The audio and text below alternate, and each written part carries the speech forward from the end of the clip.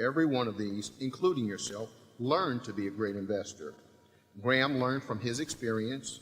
You, Bill Ruane, Walter Slosh, learned from Graham. Richard Rainwater learned from you, Phil Fisher, and Charlie Allen, and from reading Graham. Robert Bass and Ed Lampert learned from Richard Rainwater, and most likely from reading Graham and Fisher as well. These observations lead me to the conclusion that despite intellectual brilliance, although that probably helps, I've come to the conclusion that great investors are made, not born. Do you and Mr. Munger agree with this conclusion? If so, why? If not, why not? And if you do agree, what things would you recommend that someone do if they wanted to become a great investor? Also, what mental attributes do you think a person should have if they want to try to become a great investor? Thank you very much. Yeah, I largely agree with what you said. I would say that I don't know to what extent an ability to detach yourself from the crowd, for example. I don't know to what extent that's innate or to what extent that's learned, but that's a quality you need. I would agree totally with you that a great IQ is not needed. I mean, you do not have to be terrifically smart to do well as an investor at all. I would say you're 100% right that I learned from Graham first in a very, very big way, and I learned something additionally from Phil Fisher, and I learned a lot from Charlie. And the proof is in my record, actually. From 11 to 19, I was reading Garfield Drew and Edwards and McGee and all kinds of, I mean, I read every book, Gerald M. Loeb. I mean, I read every book there was on investments, and I didn't do well at all. And I had no real investment philosophy. I had a lot of things I tried. I was having a lot of fun. I wasn't making any money.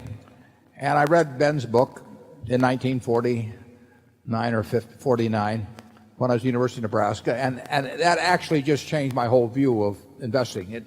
And really, it basically told me to think about a stock as a part of a business. Now, that seems so obvious. You can say, you know, that why should you regard that as the Rosetta Stone? But it is a Rosetta Stone in a sense.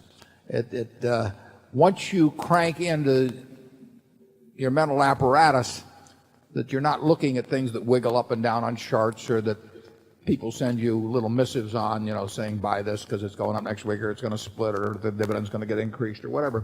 But instead you're buying a business that you've now set a foundation for going on and thinking rationally about investing.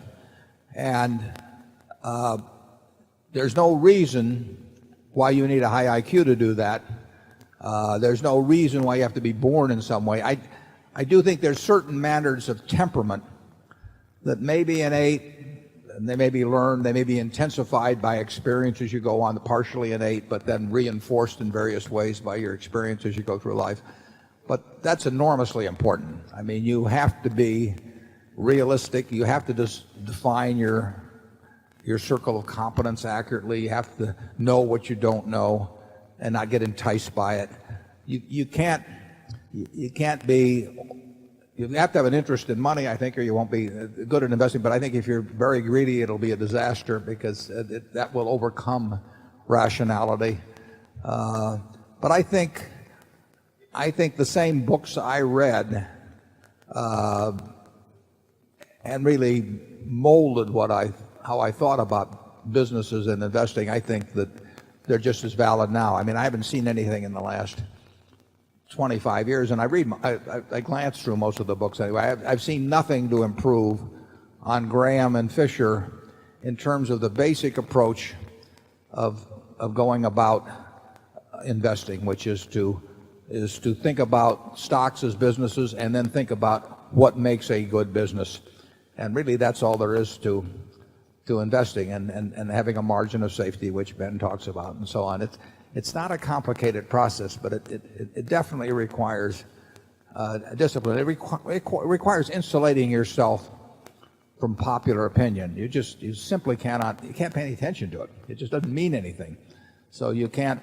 The idea of listening to lots of people tell you things and all that, it's just a waste of time. And you know, you'd be better off just sitting and thinking a little bit. I mean, there were no analyst reports on custom frame makers, you know. It just doesn't, and they wouldn't have been any good anyway. You have to think, but you have to think about them as in terms of their business characteristics and what they can earn on capital employed and that sort of thing. I would just read I would read the Graham and the Phil Fisher books and then read lots of annual reports, think about businesses, and try and think about which businesses you understand and which you don't understand. And you don't have to understand them all. Just forget about the ones that you don't understand. Charlie? Yeah, at a deeper level of generality, if you have a passionate interest in knowing why things are happening, you always are trying to figure out the world in terms of why is this happening or why is this not happening. That cast of mind kept over long periods gradually improves your ability to cope with reality. And if you don't have that cast of mind, I think you're destined probably for failure, even if you've got a pretty high IQ. Yeah, I would say we've seen relatively little correlation between investment results and IQ. I mean, not that there are a whole bunch of people out there with 80 IQs that are knocking, the cover off the ball, but there are all kinds of people with high IQs that get no place. And it's probably, in a sense, it's more interesting to look at why people with high IQs don't succeed and then sort of cast out those factors and see if you can cast them out in yourself and leave a residual that will work. Because if it's like Charlie always says, all I want to know is where I'm going to die, so I'll never go there. So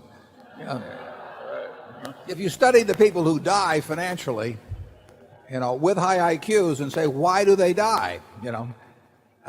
You'll see certain overwhelming characteristics that are present in most of the cases.